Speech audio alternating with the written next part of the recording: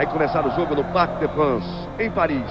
De um lado, o Brasil. De outro, o combinado Paris Saint-Germain, Bordeaux.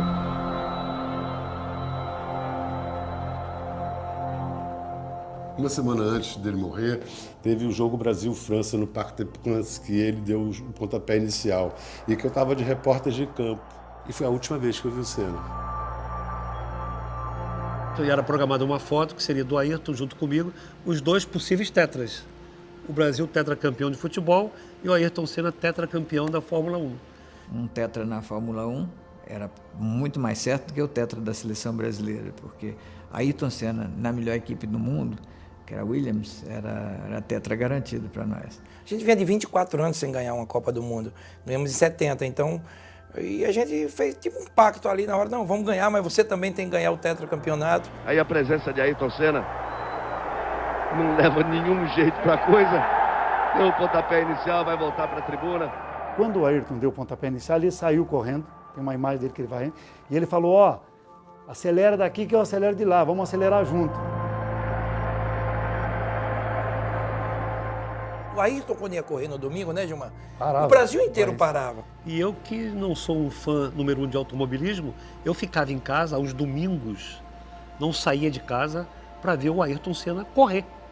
Como se eu fosse ver um jogo de futebol, ver o Pelé atuando, um grande artista, um Zico, um grande jogador. E era realmente um fã do Ayrton Senna.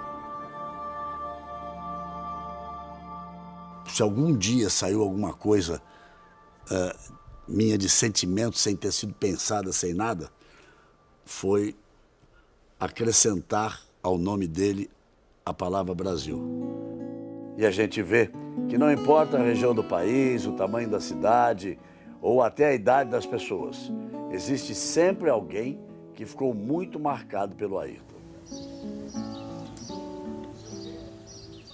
São milhares de recortes. Ele em Angra, ele viajando, ele de férias. Eu tenho tudo sobre ele, não só de Fórmula 1, sobre a vida particular, pessoal, familiar dele. Eu fui apanhando gosto. Eu tirava a página, punha lá, comprava Globo, Estadão, às vezes Folha de São Paulo, e o Jornal do Brasil, que foi um grande jornal também, né? Aí eu ficava naquela expectativa de ver a corrida, só que às vezes eu até ia ver sozinha em outra televisão, porque você sabe que a turma não gosta de prosa do lado, né?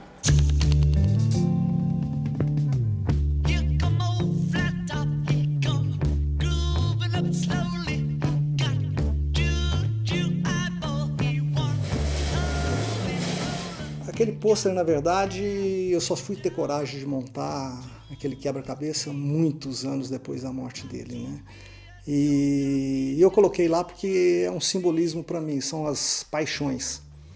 A paixão pelos meus carrinhos antigos ali e a paixão pelo Ayrton Senna. Eu acho que o esmero daquela restauração, aquela perfeição, acho que tem tudo a ver com ele, que sempre procurou guiar de uma forma perfeita, sempre tentou buscar a perfeição em tudo que fazia.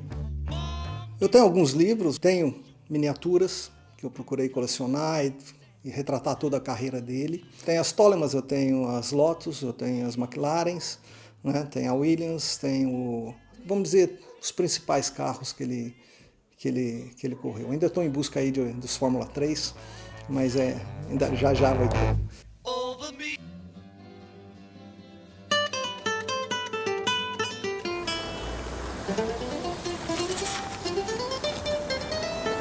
Ó, a gente tem o mural do Ayrton Senna, né? Tem o carro, a McLaren dele, um busto dele, né? Aqui, olha só, rapaz. Essa aqui que deu trabalho lá em Mônaco, aquela vez lá. Tem a foto dele levantando o troféu, lógico, né, cara? Tem as fotos do primeiro carro que ele guiou, que foi a Williams, no teste, eu tenho a foto. Tenho ele na Lotus. Olha a cara dele. Você acha que ele tá satisfeito ali? Eram manhãs assim que você podia dormir ao sábado, Senna tá largando lá para trás. Você pode acordar cedo, você pode tomar um bom café da manhã, que você vai ter garantia de um ótimo espetáculo. Eu não fazia programa algum quando tinha Fórmula 1. Tamanha era a paixão por Fórmula 1, tamanha era a paixão por acompanhar o Ayrton Senna. Ficava, não perdia nada, né? um super-herói que a gente tinha quando criança, que nos trazia vitória, música e inspiração nas manhãs de domingo. Mas começou a me chamar a atenção como era um momento em que a minha família inteira se reunia como se estivesse assistindo um filme de ação. E o Ayrton teve essa capacidade de fazer nós, brasileiros, nos sentirmos orgulhosos de sermos brasileiros. Cada vez que ele enfrentava o primeiro mundo no que ele tinha de mais avançado e vencia. O Senna mudou um pouco as manhãs dos domingos da televisão brasileira. Não é que a audiência tenha duplicado, não. A audiência quase que triplicou. O que o Senna fez com o automobilismo é que ele transformou o automobilismo em futebol. Domingo era dia de clássico. Corria de kart por causa dele. Eu lembro que quando eu tinha a imagem de Ayrton Senna na minha vida, assim, eu falava para o meu pai que eu ia ser a primeira pilota de Fórmula 1 da história. Quando me tornei adolescente, comecei no kart. E estava vendo sempre os vídeos porque sabia que ele tinha começado no kart. Via como ele encarava a pilotagem, na verdade tentando imitá-lo.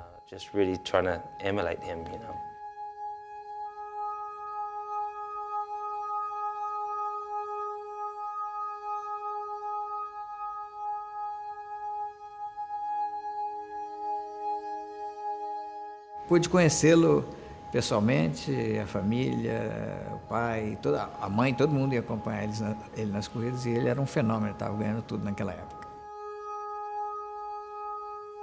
Ele teve uma escola muito boa, né? Porque o pai dele deu a ele condições dele treinar muito.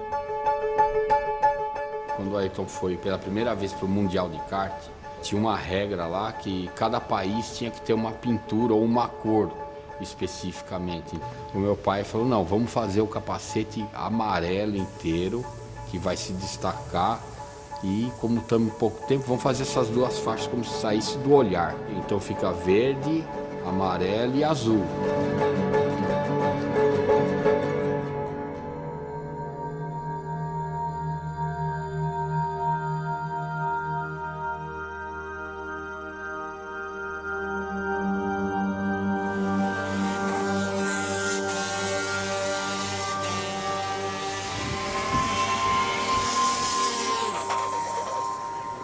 Fora do Brasil, o Fullerton foi o grande adversário do Ayrton e, na verdade, foi com quem talvez ele tenha travado as batalhas mais épicas que não são conhecidas, né? Fullerton foi o maior piloto de kart da década de 70 e 80, era um gênio, ele correu até os quase 40 anos. A referência de kart na época era o Fullerton. E o Ayrton tinha muita habilidade e era o título a ele conquistar, seria o título mundial de kart. Ele era realmente muito veloz, naturalmente veloz. Sua sensibilidade para os níveis de aderência era incrível. Foram sempre disputas muito limpas, duras, difíceis, mas sem colisões.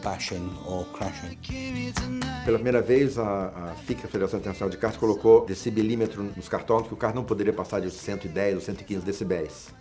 E por alguma razão, o kart do Ayrton passou dos 110 e ele foi punido em algumas posições que influenciaram no final da corrida para ele não poder chegar à semifinal ou à final com colocação que ele poderia ser campeão.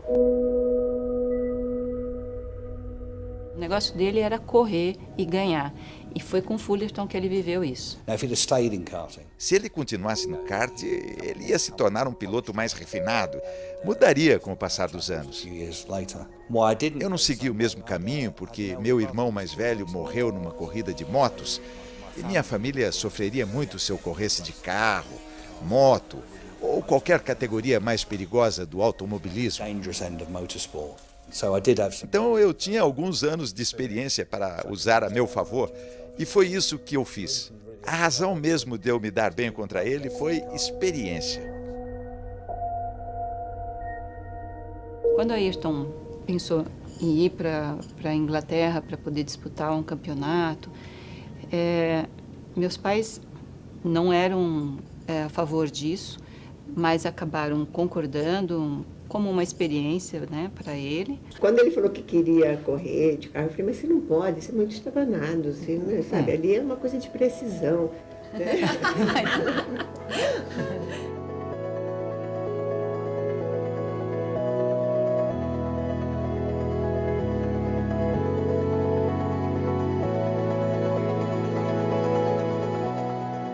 Quando o Ayrton quis ir para a Europa, o Milton com o Ayrton foi no meu escritório aqui na Faria Lima e falou, e aí, o que você acha? Eu liguei para o Ralph Furman, que era dono da Van Diemen, e falei, Ralph, eu estou te mandando um brasileiro que vai ganhar o campeonato para você. Cuida bem dele. Mas não deu outra.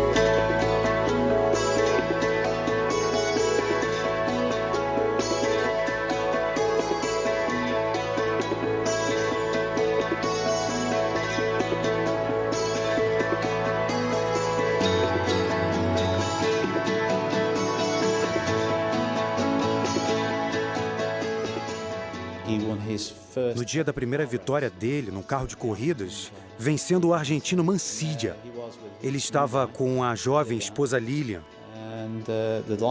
A luz estava bonita, era março. O sol brilhando e batendo direto no rosto deles, abraçados e se beijando.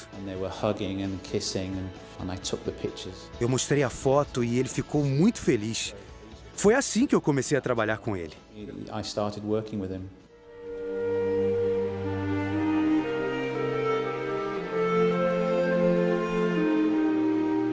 Acho que o que de fato contribuiu para o casamento não dar certo foi o fato dele ser muito novinho e a Lilian também. Os dois foram muito novinhos para viver juntos, que já é uma mudança grande na vida de uma pessoa, e num país diferente.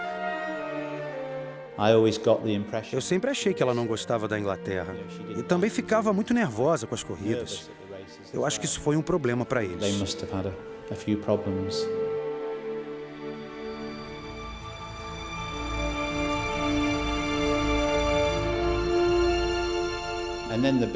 E aí a grande surpresa, em Brands Hatch, estou parando, estou abandonando o automobilismo. Eu estava fotografando e perguntei, como assim abandonando? Você está ganhando tudo quanto é corrida.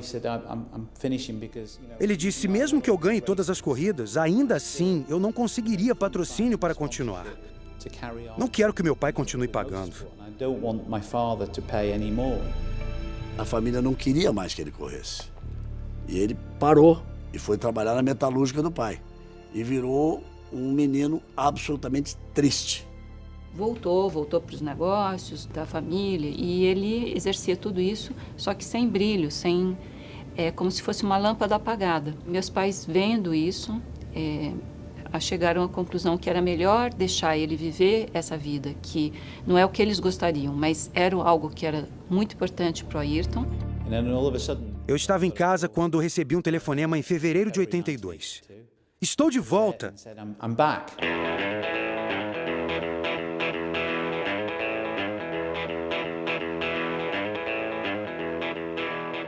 Primeira vez que eu o vi correr foi na Bélgica e ele ganhou a corrida, como aliás fazia sempre naquela época.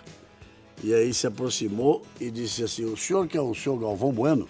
Ele falou, eu sou o Ayrton Senna da Silva. O senhor ainda vai ouvir falar muito de mim e ainda vai transmitir muita corrida minha. Eu nunca vi alguém com a confiança dele. É um negócio assim extraordinário. A gente pensa dia e noite em automobilismo, então a gente treina 2, 3 vezes por semana, às vezes 4. O Ayrton, como na época acontecia com a grande maioria dos pilotos brasileiros, não foi descoberto pelos brasileiros, foi descoberto pelos ingleses. Então, uma manchete nos jornais ingleses que passou a chamar a atenção do brasileiro. Quer dizer, a manchete era assim, Silverstone, em vez de Silverstone. E nós fomos para lá transmitir ao vivo para a Globo uma corrida de Fórmula 3. Ou seja, já se tinha a certeza de que ali existia um grande campeão e que ia fazer a diferença. Ayrton venceu as 9 primeiras. E aí eu me dei conta de que o cara tinha uma percepção da aderência da curva antes de chegar, não no meio da curva.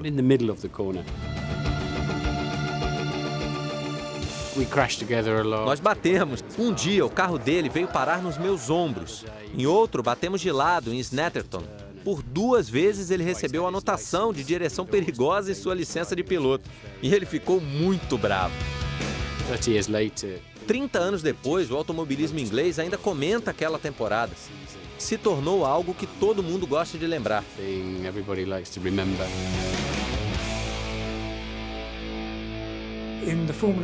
Na época da Fórmula 3, meus amigos da Fórmula 1 vinham ver e alguns diziam, ok, vamos esperar a Fórmula 1, ali vai ser muito mais difícil. E foi o que se viu.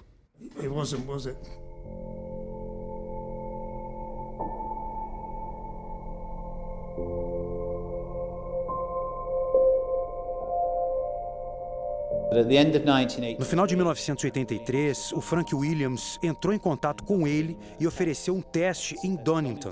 Sem compromissos, só uma oportunidade dele testar um carro de Fórmula 1 pela primeira vez. Ali não teve como, né? Não ficar fã de uma pessoa que, com aquela idade que ele tinha, com aquela confiança toda, naquele momento dele ali. Ele não tinha certeza se ele ia conseguir a vaga na Williams, como acabou não conseguindo, porque não existia a vaga. Aí entramos junto no caminhão. Ele passou debaixo do carro, olhou para cá, olhou para lá. E ele vai e bate na lataria do caminhão e fala: é hoje. É hoje. Estava escrito, me lembro muito bem, no painel, né? Cuidado, piloto novo, né? Brincadeira bem inglesa. A primeira resposta foi normal, a segunda ele já... Eu acho que Deus está me dando um presente. Eu vim esperando há muito tempo. Isso é um sonho que há muito tempo eu tenho e está sendo realidade hoje. O momento se prolonga, como se durasse horas. A emoção de Ayrton é sentida até pelos mecânicos. O carro sai do box, devagar.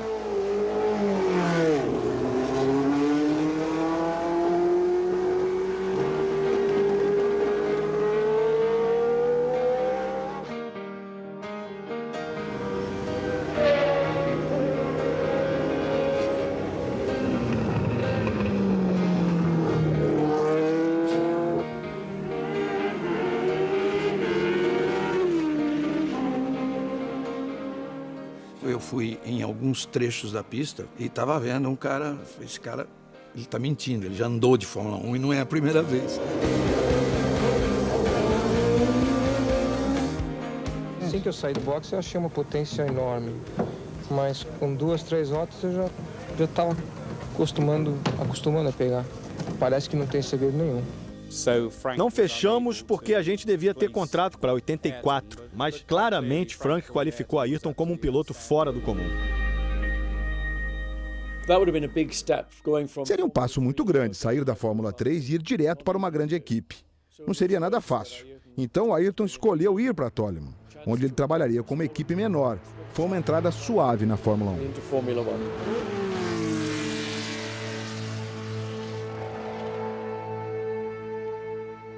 E sem dúvida não é um carro para ganhar uma corrida. Ele não vai ter condições de competir contra uma Ferrari, uma Renault, uma Brabham, mas um carro para subir no pódio.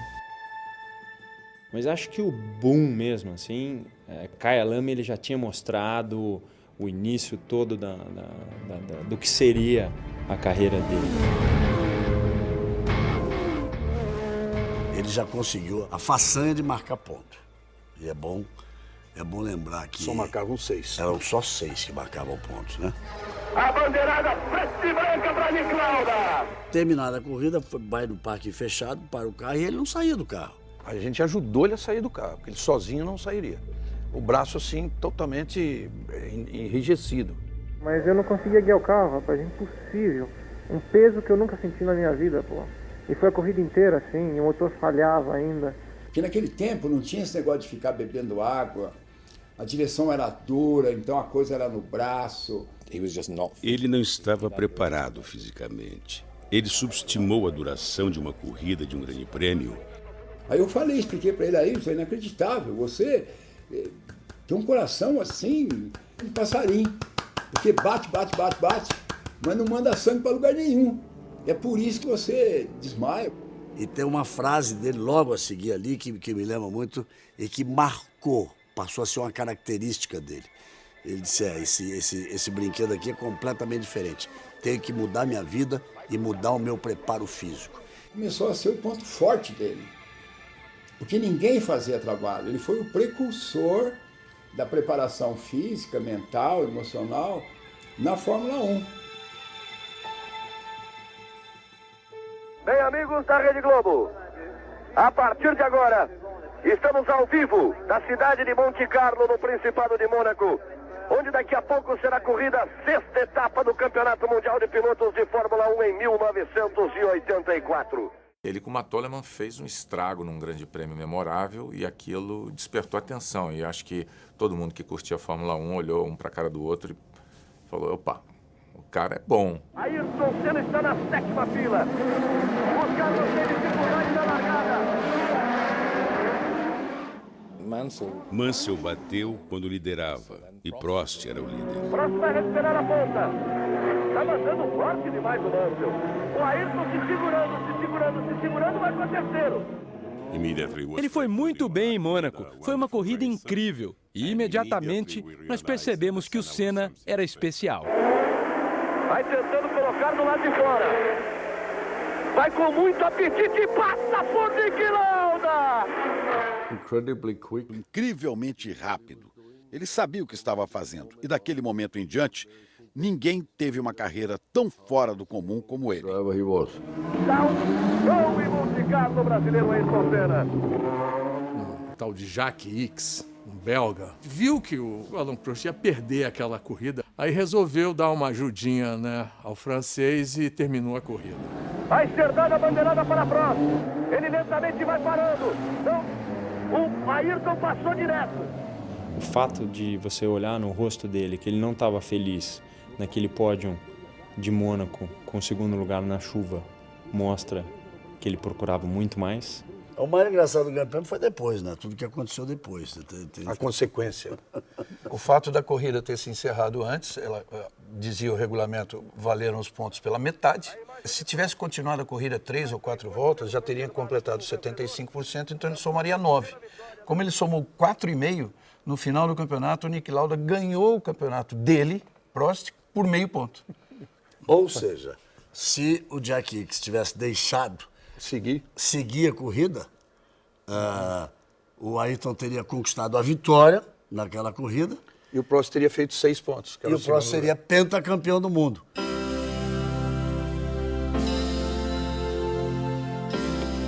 A Toleman foi um período de aprendizado. Foram 3 pódios, o que era um grande resultado. Foi um bom carro para o Ayrton aprender a ser um piloto de Fórmula 1, porque ele realmente aprendeu e cometeu erros sem estar no centro das atenções. Saiu Ayrton Senna, bateu forte.